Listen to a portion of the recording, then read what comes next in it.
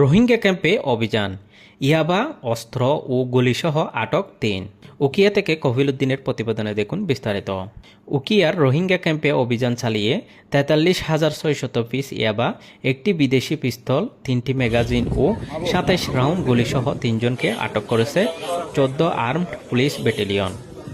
মঙ্গলবার ১৯ মে দিবাগত রাত ৩টা ৪০ মিনিটে ইন্টেলিজেন্স তথ্যের ভিত্তিতে ক্যাম্প ১ ইস্ট এর ব্লক সি ১৫ এলাকায় এই অভিযান পরিচালনা করা হয়।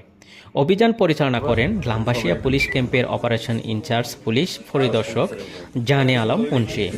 আটক করা হলেন মোহাম্মদ জাহিদ হোসেন, নূর সেহরা, আব্দুল হামিদ।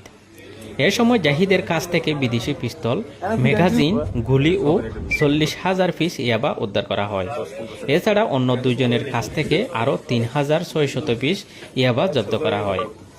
এফবিআই জানায়, উদ্ধারকৃত ইয়াবার আনুমানিক বাজার মূল্য ৬৫,৪০,০০০ টাকা।